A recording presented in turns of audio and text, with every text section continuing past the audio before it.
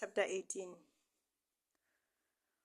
Ubukhulu benene ebumkanini bamaZulu, izikhubekiso, abancinane.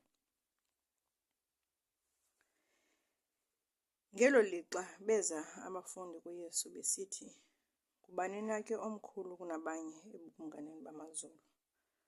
UYesu wabizela kuye umntwana, wammisa phakathi kwabo, wathi, "Inene ndithi kuni, ukuba anithanga niguquke nibe njengabantwana aba, aniyikukha ningene ebukumkanini bamaZulu. Osukuba ngoko ethe wazithoba njengalo mntwana, nguye omkhulu kunabanye ebukumkanini bamaZulu. Kanjalo othe wamkela umntwana onje, noko amnye egameni lam wamkela mna. Ke othe wakhubekisa noko amnye waba bancinane bakholwayo kum, ebelungelwe kanye kukuba anxitywe ilitye lokusila entanyeni, angiliselwe enzulwini yolwandle. Yeha ihlabathi nezikhubekiso, kuba azinakuba zingezi izikhubekiso, kodwa yeha lo mntu ziza ngaye isikhubekiso. Ukuba ke isandla sakho nokuba lunyawo lwakho luyakukhubekisa, lunqamle ululahle. Kukulungela ukuba ungene ebomini usisiqhwala, mhlawumbi usisilima, kunokuba uthi unezandla ezibini, mhlawumbi uneenyawo ezimbini, uphoswe emlilweni ongunaphakade. Nokuba iliso lakho liyakukhubekisa, lincothule, ulilahle. Kukulungela ukuba ungene ebomini unaliso linye, kunokuba uthi unamehlo amabini, uphoswe esiwokweni somlilo. Lumkani, ningadeli namnye waba bancinane, kuba ndithi kuni, izithunywa zabo emazulwini zihlala zibubona ubuso bukaBawo osemazulwini. Kuba uNyana womntu weza kusindisa oko kulahlekileyo." Verse 12. Igusha elahlekileyo. Nithini na nina ukuba umntu uthe wanekhulu lezimvu, ize kulahleke enye kuzo, akazishiyi na ezi-99 ezintabeni, aye afune leyo ilahlekileyo? Ukuba uthe wayifumana, inene ndithi kuni, uyayivuyela leyo ngaphezu kokuvuyela ezo 99 zingalahlekanga. Kwangokunjalo asikukuthanda kukaYihlo osemazulwini ukuba kulahleke namnye waba bancinane. Verse 16. Uxolelo, umzekeliso womkhonzi ongenambulelo. Ukuba ke umzalwane wakho uthe wakona, yiya umohlwaye, inguwe naye ninedwa. Ukuba uthe wakuva, woba umzuzile umzalwane wakho.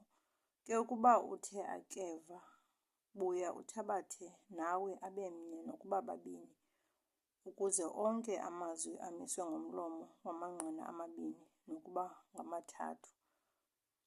Ukuba ke uthe akabeva, xelela ibandla. Ukuba ke uthe akaliva nebandla, kuwe makabe njengoweentlanga nombuthi werhafu.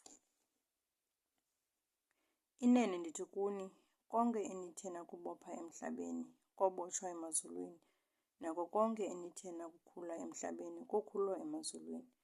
Kanjalo ndithi kuni, ukuba ababini kuni bathe bavumelana emhlabeni apha ngeendawo zonke abangazicelayo, bozenzelwa nguBawo osemazulwini. Kuba apho bahlanganisene khona egameni lam, nokuba babini nokuba bathathu, ndikho mna apho phakathi kwabo.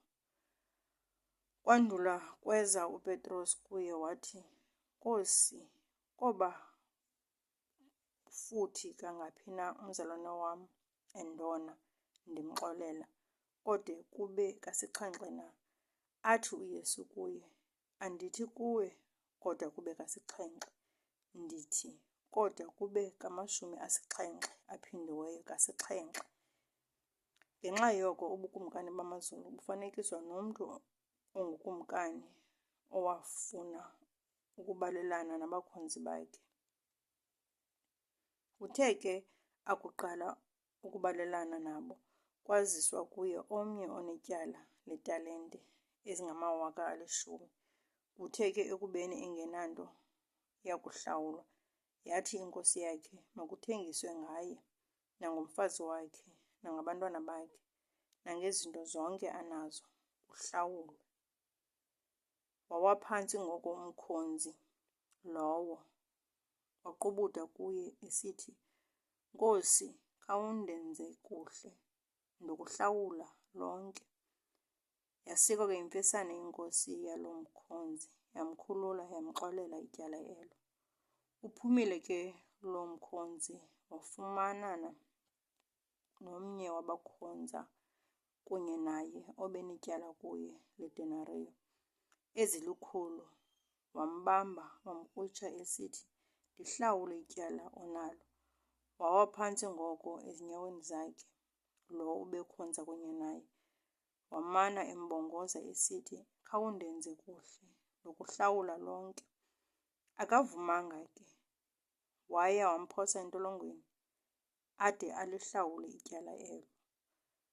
Bathi ke abo babekhonza kunye naye bakubona oko kwenzekileyo, baba buhlungu kakhulu, beza bayityela inkosi yabo konke oko kwenzekileyo.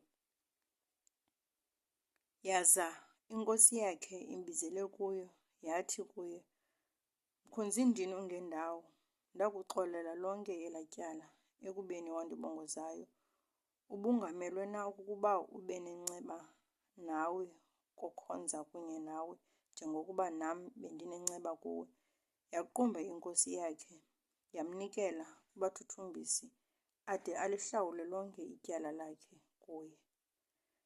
Wothi noBawo semazulwini enjenjalo kuni, ukuba anithanga nonke ngabanye nabaxolela abazalwane benu iziphoso zabo ngeentliziyo zenu. Chapter 19. Umbuzo malunga nokuqhawulwa komtshato. Kwathi xeshikweni uYesu ebewagqibile la mazwi, wadanduluka kwelaseGalili, weza emideni yelakwaYuda, phesheya kweYordani. Zamlandela izihlwele ezininzi, waziphilisa apho. Kweza kuye abaFarisi bemlinga, besithi kuye, "Kuvumelekile na ukuba umntu amale umfazi wakhe nangasiphi na isizathu?" Uphendule ke wathi kubo, "Anilesanga na ukuba owadalayo kwasekuqaleni wabadala bayindoda nenkazana, wathi, 'Ngenxa yoko umntu womshiya uyise nonina, anamathele emfazini wakhe, baze abo babini babe ngamanye nyamanye.' Ngako oko abasebabini banyamanye. Oko ke ngoko uThixo akumanyileyo, makungahlulwa mntu." Bathi kuye, "Phofu ibina ukuba uMoses awise umthetho wokuthi makamnike incwadi yokwahlukana amale?" Athi kubo, "UMoses ngenxa yobulukhuni beentliziyo zenu wanivumela ukuba nibale abafazi benu, ke ekuqaleni bekungenjalo. Ndithi ke kuni, othe wamala umfazi wakhe kungengalo yenyuzo, wazeka omnye, uyakrexeza, nalowo uzeka owaliweyo uyakrexeza." Bathi kuye abafundi bakhe, "Ukuba unjalo umcimbi womntu nomfazi, akulungile ukuzeka." Wathi ke yena kubo, "Asibantu bonke abaliqondayo elo lizwi, ngabo banikiweyo bodwa. Kuba kukho amathenwa azelwe enjalo kwasesizalweni sonina, kukho namathenwa athenwa ngabantu, kukho namathenwa azithenileyo ngenxa yobukumkani bamazulu. Lowo unokukuqonda oku makakuqonde." Verse 13. UYesu usikelela abantwana. Kwaze kwaziswa kuye abantwana ukuze abeke izandla phezu kwabo, athandaze. Basuka abafundi babakhalimela. Wathi ke uYesu, "Bayekeni abantwana, ningabaleli ukuza kum, kuba ubukumkani bamazulu bobabo banjalo. Wazibeka izandla phezu kwabo wemka apho. Verse 16. Indoda esisityebi. Kwabonakala kusiza othile, wathi kuye, Mfundisi olungileyo, yeyiphi na into elungileyo endingenza yona ukuze ndibe nabo ubomi obungunaphakade? Uthe ke kuye, Yini na ukuba uthi ndilungile? Akukho ulungileyo, mnye kwaphela, nguThixo. Ukuba ke uthanda ukungena ebomini, yigcine imithetho. Athi kuye, Yiphi na? Wathi ke uYesu, Yona le, uze ungabulali, uze ungakrexezi, uze ungebi, uze unganqini buxoki, beka uyihlo nonyoko, nawo lo, uze umthande ummelwane wakho njengokuba uzithanda ngako. Ithi kuye indodana leyo, Zonke ezo zinto ndazigcina kwasebuncinaneni bam, ndisaswele ntoni na? Wathi uYesu kuye, Ukuba ungafezeka, hamba uye kuthengisa ngeempahla zakho, uphe amahlwempu, woba nobutyebi emazulwini, uze ke undilandele. Ilivile ke indodana ilizwi elo, yemka ibuhlungu, kuba ibinemfuyo eninzi. Wathi ke uYesu kubafundi bakhe, Inene ndithi kuni, kwaba ngenkankulu ukuba isityebi singene ebukumkanini bamazulu. Kananjalo ke ndithi kuni, kulula ukuba inkamela iphumele entunjeni yenaliti, kunokuba isityebi singene ebukumkanini bukaThixo. Bakuva ke abafundi bakhe bakhwankqiswa kakhulu, besithi, Ngubani na ke ongasindiswayo? Ondele ke uYesu wathi kubo, Kubantu le nto ayinakwenzeka, ke kuye uThixo zonke izinto zinako ukwenzeka. Waphendula uPetros wathi kuye, Uyabona, thina sishiye into zonke sakulandela, siya kuba nantoni na ke?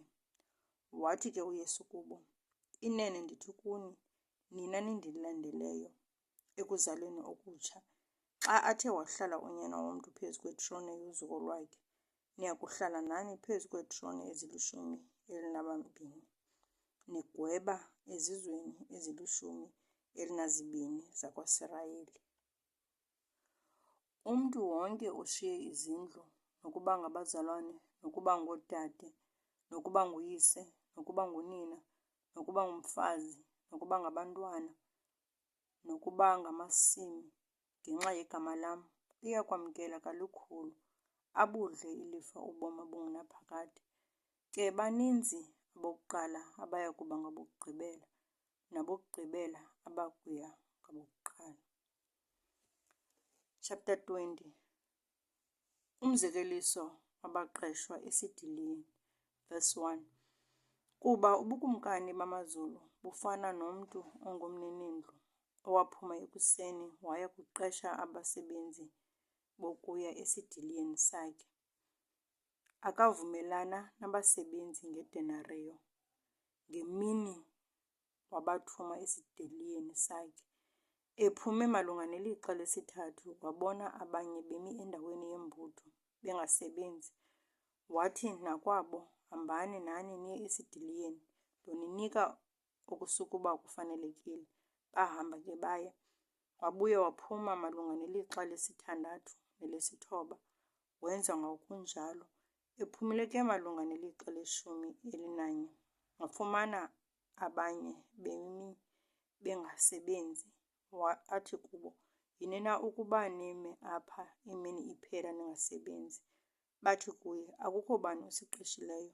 Athi kubo, Hambani nani niye esidiliyeni, niyakwamkela okusukuba kufanelekile. Kwakuhlwa, uthi umninisidiliya egoseni lakhe, babize abasebenzi bamkelise, uqala kwabokugqibela ude uye kwabokuqala. Ezile abo bebeqeshwe malunga nelixa le11 bamkela elowo idenariyo.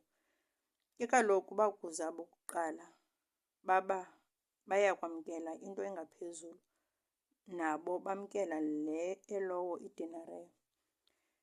Beyamkele ke bamkrokrela umninindlu, besithi, "Aba bokugqibela basebenze ilixa lalinye, usuke wabalinganisa nathi.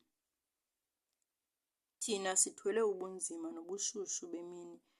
Waphendula ke yena wathi komnye wabo, "Wethu, andikoni. Ubungavumelananga nam ngedenariyo yini na? Thabatha okwakho uhambe. Ndithanda ukumnika lowo wokugqibela kwanjengoko ndikunike ngako. Akuvumelekile na ukuba ndenze endikuthandayo ngokokwam? Iliso lakho likhohlakele na ngokuba ndilungile mna?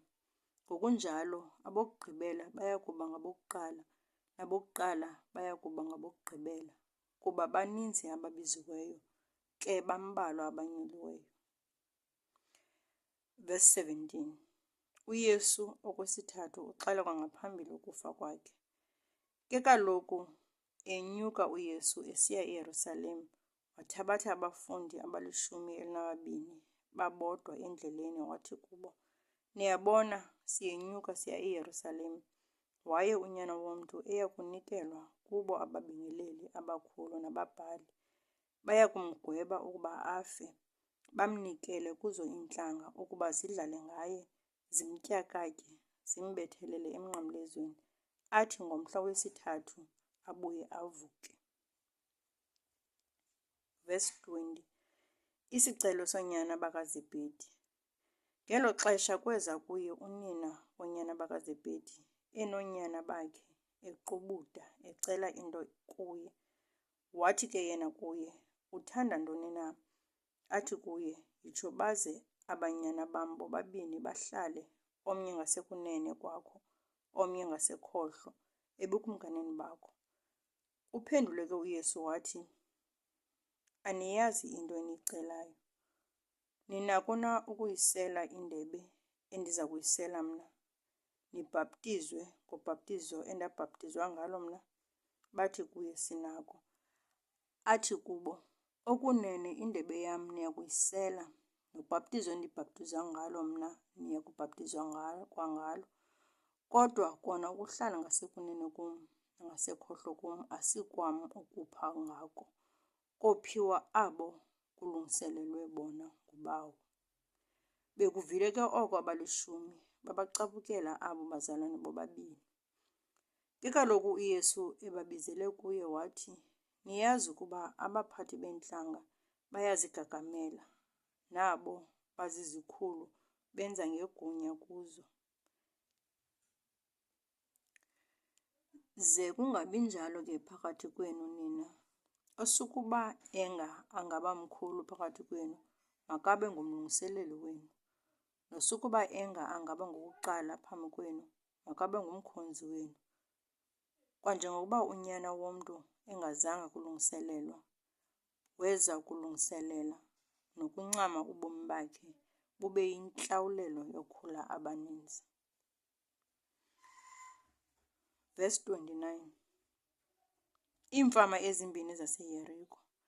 Bakubona ukuba bayaphuma eYeriko, walandelwa yindimbane enkulu. Nanko kuhleli iimfama zimbini ngasendleleni, zathi zakuva ukuba kudlula uYesu, zadanduluka zisithi, "Senzele inceba, Nkosi, Nyana kaDavide." Ke kaloku indimbane yazikhalimela ukuba zithi tu, kwaba kukhona ke zidandulukayo zisithi, "Senzele inceba, Nkosi, Nyana kaDavide." Wema uYesu wazibiza wathi, "Ninga, ndinganenzela ntoni na?" Zithi kuye, "Nkosi, ukuba kuvulwe amehlo ethu." Wasika ke imfesane uYesu, wachukumisa amehlo azo, zaba nokubona kwa oko ngamehlo azo, zamlandela. Chapter 21. Ukungena kukaYesu eYerusalem. Kuthe xa babesondele eYerusalem, befikile eBhetifage kwintaba yeminquma, uYesu wesusa abafundi bababini, esithi kubo, "Yiyani emzaneni lo ukhangelene nani, kwa oko nofumana iesile libotshelelwe linethole, likhululeni nilizise kum." nokuba kukho othe wathetha into kuni nothi ayafuneka enkosini, wothi ke awathumele kwa oko.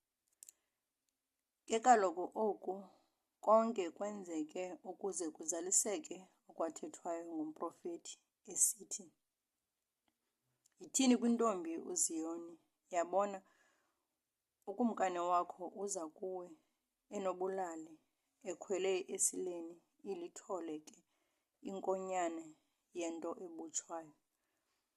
Baya ke abafundi, benza ngoko wayebamisile ngako uYesu. Balizisa esile nethole, babeka iingubo zabo phezu kwawo, bamhlalisa phezu kwazo. Yathi ke inkoliso yezihlwele yazandlala iingubo zayo endleleni. Baye abanye bexhuzula amasebe emithini, bewandlala endleleni. Zaye ke izihlwele ebezihamba ngaphambili nebezilandela zidanduluka zisithi, "Hozana kuye unyana kaDavide, makabongwe lo uzayo egameni leNkosi, hozana enyangweni." Akungena eYerusalem, wonke umntu wazamazama usithi, "Ngubani na lo?" Bathi ke abantu, "Lo nguYesu, umprofethi ongowaseNazaretha yelaseGalili." Verse 12. Ukuhlanjululwa kwetempile. Wangena uYesu etempileni kaThixo, wabakhupha bonke ababethengisa nababethenga etempileni, wazibhukuqa iitafile zabananisi bemali nezihlalo zabathengisa ngamahobe, athi kubo, "Kubhaliwe kwathiwa, indlu yam iya kubizwa ngokuba yindlu yokuthandaza, ke nina niyenze umqolomba wezihange." Kweza kuye iimfama neziqhwala etempileni apho, waziphilisa. Bathe ke ababingeleli abakhulu nababhali bakuyibona imimangaliso awayenzayo, kwanabantwana bedanduluka etempileni besithi, "Hozana kuye unyana kaDavide," basuka bacaphuka. Bathi kuye, "Uyayiva na into abayithethayo aba?" Athi ke uYesu kubo, "Ewe, anizange nikulese na ukuthi emlonyeni wentsana nabanyayo ulungiselele udumiso?" Wabashiya, waphumela ngaphandle komzi, waya eBhethani walala khona. Verse 18. Umkhiwane ongenaziqhamo. Uthe ke kwakusa, xa abuyela kuwo umzi, walamba. Wathi ebone mkhiwane uthile ngasendleleni, waya kuwo, akafumana nto kuwo, yangamagqabi odwa. Athi kuwo, "Makungaze kuvele siqhamo kuwe naphakade." Wasuka woma kwa oko umkhiwane lowo. Bakukubona oko abafundi bamangaliswa, besithi, "Utheni na ukoma msinya kangakanana umkhiwane?" Waphendula ke uYesu wathi kubo, "Inene ndithi kuni, ukuba nithe nanokholo anathandabuza, anisayi kwenza le nto yomkhiwane yodwa, kosuka nokuba nithe kule ntaba, thabatheka uphoseke elwandle, kwenzeke. Nento zonke enithe nazicela ekuthandazeni nikholwa, nozamkela. Verse 23. Igunya likaYesu. Kuthe akungena etempileni, xa afundisayo, beza kuye ababingeleli abakhulu namadoda amakhulu abantu, besithi, "Ezi zinto uzenza ngagunya lini na? Kanjalo ngubani na okunike eli gunya?" Aphendula ke uYesu wathi kubo, "Nam ndiyakubuza kuni zwinye, endothi ukuba nithe nandixelela lona, ndinixelele nam ukuba ndizenza ngagunya lini na ezi zinto. Ubhaptizo lukaYohane lwaphuma phi na, emazulwini, ebantwini, sini na?" Bacabange ke bodwa, besithi, "Ukuba sithe lwaphuma emazulwini, wothi kuthi ibina phofu ukuba ningakholwa nguye. Ukuba ke sithe lwaphuma ebantwini, soyika abantu, kuba bonke bebambe ukuthi uYohane ngumprofethi." Bamphendula uYesu bathi, "Asazi." Wathi naye kubo, "Nam ke andinixelele ukuba ndizenza ngagunya lini na ezi zinto." Verse 28. Umzekeliso woonyana ababini. Nithini na ke nina? Umntu wayenabantwana ababini. Weza kowokuqala wathi, "Mntwana wam, yiya kusebenza namhla esidiliyeni sam." Waphendula ke yena wathi, "Andiyi." Ke wabuya wazohlwaya waya. Weza nakowesibini wathetha kwangokunjalo. Waphendula ke yena wathi, "Ndiyaya, Nkosi." Akaya. Nguwuphi na kwabo bobabini owenza ukuthanda kukayise? Bathi kuye, "Ngowokuqala." Athi kubo uYesu, "Inene ndithi kuni, bayaniphangela ke ukungena ebukumkanini bukaThixo ababuthi berhafu namayenyukazi, ngokuba uYohane weza kuni ngendlela yobulungisa, anakholwa nguye, kodwa bakholwa nguye bona ababuthi berhafu namayenyukazi. Ke nina nakukubona oko, anibuyanga nizohlwaye ukuze nikholwe nguye." Verse 33. Umzekeliso wesidiliya. Yivani omnye umzekeliso. Bekukho umninindlu othile owatyala isidiliya, wasibiyela ngothango, wemba kuso isixovulelo sediliya, wakha inyango, waqeshisa ngaso kubalimi, wahambela kwelinye. Kuthe ke lakusondela ixesha leziqhamo, wathuma abakhonzi bakhe kubalimi abo ukuya kwamkela iziqhamo zaso. Besuka abalimi babathabatha abakhonzi bakhe, bathi omnye bamtyabula, omnye bambulala, omnye bamgibisela ngamatye. Wabuya wathuma abanye abakhonzi, bebaninzi kunabokuqala, benje njalo nakubo. Uthe ke kamva wathuma kubo unyana wakhe, esithi baya kumhlonela yena unyana wam. Bathe ke bakumbona unyana abalimi, batshono ukuthi, "Lo yindlalifa, yizani simbulale, sihlale nelifa lakhe." Bamthabatha bamkhuphela ngaphandle kwesidiliya, bambulala. Xa athe weza ngoko umninisidiliya, uyakwenza ntoni na kwaba balimi? Bathi kuye, "Uya kubatshabalalisa kakubi abangendawo abo, aze isidiliya eso aqeshise ngaso kubalimi bambi, abomamkelisa iziqhamo ngamaxesha azo." Athi kubo uYesu, "Anizange nilese na ezibhalweni ukuthi, ilitye abalicelisayo abakhi lelona labayintloko yembobo, kwavela enkosini oko, kungummangaliso emehlweni ethu?" Ngenxa yoko ndithi kuni, ubukumkani bukaThixo buya kususwa kuni bunikwe uhlanga oluzivelisayo iziqhamo zabo. Kanjalo lowo uwe phezu kwelitye uya kutyumka, ke lowo lithe lamwela liya kumngcola. Bathi ababingeleli abakhulu nabaFarisi bakuyiva imizekeliso yakhe, baqonda ukuba uthetha ngabo. Bathi befuna ukumbamba, boyika abantu, ekubeni ke babebambe ukuthi ungumprofeti. Chapter 22. Umzekeliso womsitho. Waphendula ke uYesu, wabuya wathetha kubo ngemizekeliso esithi, "Ubukumkani bamazulu bufanekiswa nomntu ongukumkani owamenzela umsitho unyana wakhe. Wesusa abakhonzi bakhe ukuba baye kubabiza abamenyiweyo beze emsithweni, basuka abavuma ukuza. Wabuya wesusa abanye abakhonzi esithi, 'Yitshoni kwabamenyiweyo ukuthi, yabonani isidlo sam sendisilungisile. Iinkomo zam neento zam ezityetyisiweyo zixheliwe, konke sekulungile, yizani emsithweni.' Abakhathalanga ke bona, basuka bemka. Omnye waya kweyakhe intsimi, omnye waya ekurhwebeni kwakhe. Bathi ke abaseleyo bababamba abakhonzi bakhe, babaphatha kakubi, bababulala. Evile ke ukumkani, waqumba, wayikhupha imikhosi yakhe, wabatshabalalisa abo babulali, wawutshisa nomzi wabo. Aze athi kubakhonzi bakhe, 'Umsitho okunene sowulungile wona, kodwa abamenyiweyo bebengafanelekile. Yiyani ngoko ezintlanganweni zeendlela, nithi abo nithe nabafumana nibabize beze emsithweni. Baphuma abo bakhonzi baya ezindleleni, bahlanganisa bonke ababafumanayo, abakhohlakeleyo kwanabalungileyo, wazala umsitho ngabamenyiweyo.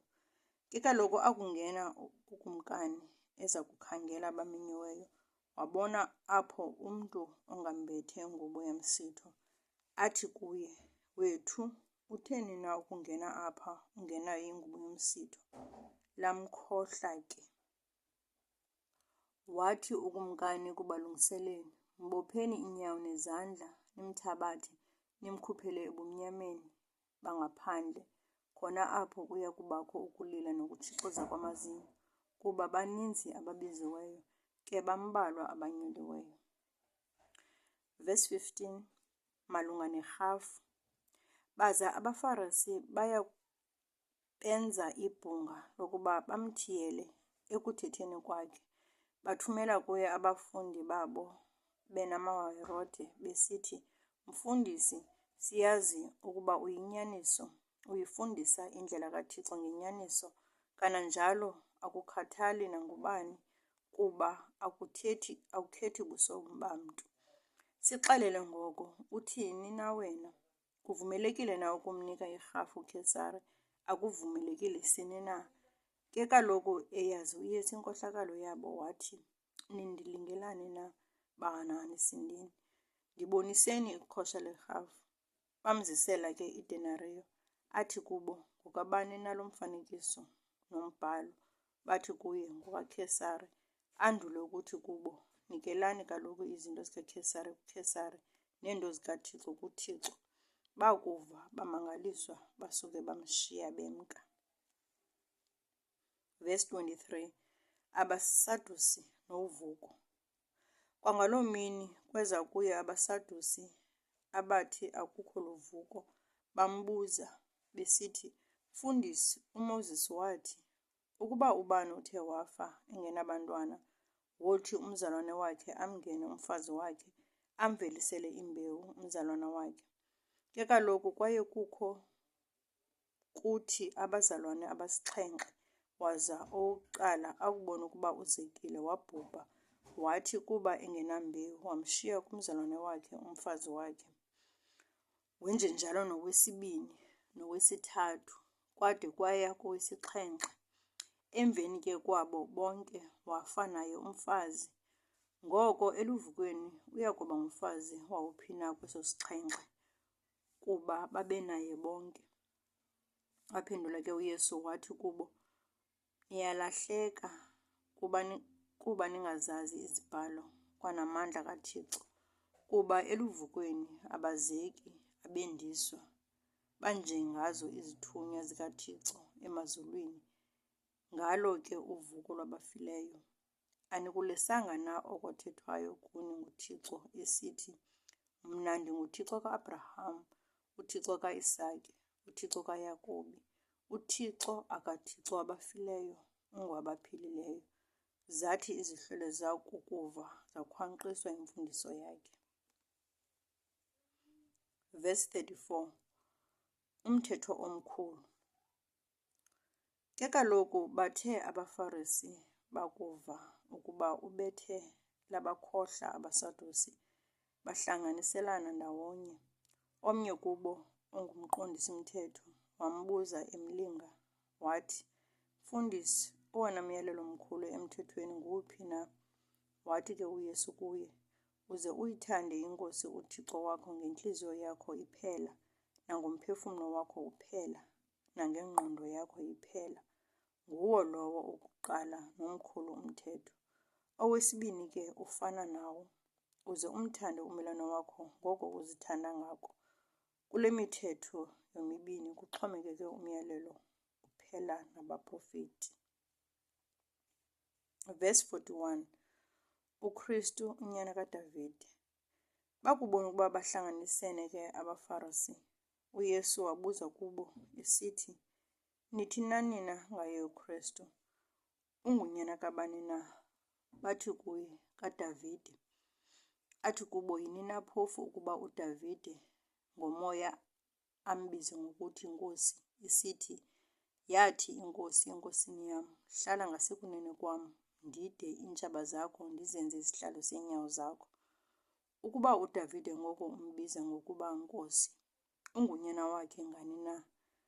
Akubangakho namnye ubenako ukumphendula nezwi eli, kanjalo ukususela kuloo mini akubanga sabakho mntu wabanabuganga bakumbuza nto.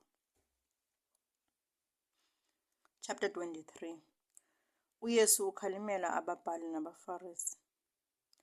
Waza uYesu wathetha kwisihlwele nakubafundi bakhe esithi, ababhali nabaFarisi bahleli esihlalweni sikaMoses. Konke ngoko abasukuba besithi kuni kugcineni, ze nikugcine nikwenze, kodwa ze ningenzi ngokwemisebenzi yabo, kuba bathetha baze bangenzi, kuba babopha imithwalo enzima esindayo bayibeke emagxeni abantu, babe ke bona bengathandi ukuyishukumisa nangomnwe lo wabo. Yonke imisebenzi yabo ke bayenza bangabonwa ngabantu, bawenze banzi amaqhaga abo ezikhumbuzo, bayandise imiqukumbelo yeengubo zabo. Kananjalo bathanda izilili zobukhulu ezidlweni, kwanezihlalo zobukhulu ezindlwini zesikhungu, nemibuliso ezindaweni zembutho, nokubizwa ngabantu kuthiwe Rabhi, Rabhi. Ke nina maningabizwa kuthiwe Rabhi, kuba mnye umkhokeli wenu, uKristu. Nina ke nonke ningabazalwane. Ningabizi mntu ngokuba nguyihlo emhlabeni apha, kuba mnye uyihlo wenu, lowo usemazulwini. Kananjalo maningabizwa ngokuba ngabakhokeli, kuba mnye umkhokeli wenu, uKristu. Omkhulu ke kuni makabe ngumngqiseleli wenu. Osukuba ke eziphakamisa uyakuthotywa, nosukuba ezithoba uyakuphakanyiswa. Yehani nababhali baFarisi bahananisindini, ngokuba nibuvala ubukumkani bamazulu phambi kwabantu, kuba aningeni nina, nabangenayo anibavumeli ukuba bangene.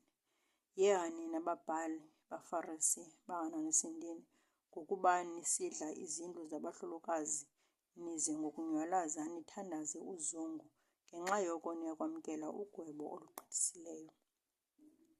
Yehani nababhali baFarisi bahananisindini, ngokuba nijika-jika ulwandle nomhlaba, ukuze nenze nokuba mnye ongena ebuyudeni, nithi xa athe wazuzeka nimenze abe ngumntwana wesihoko ngokuphindiweyo kunani. Yehani nabakhokelindini bazimfama, nina nithi othe wafunga itempile akunto oko, ke othe wafunga igolide itempile unityala. Ziyatha zimfama, kanene yeyiphi na enkulu, yigolide, itempile eyingcwalisayo igolide kusini na? Kanjalo nina nithi othe wafunga isibingelelo akunto oko, ke othe wafunga umnikelo ophezu kwaso unityala.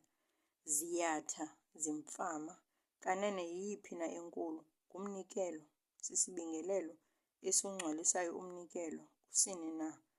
Lowo usifungayo ngokosibingelelo ufunga sona neento zonke eziphezu kwaso, nalowo uyifungayo itempile ufunga yona nomiyo kuyo, nalowo uwafungayo amazulu ufunga itrone kaThixo nohleli phezu kwayo.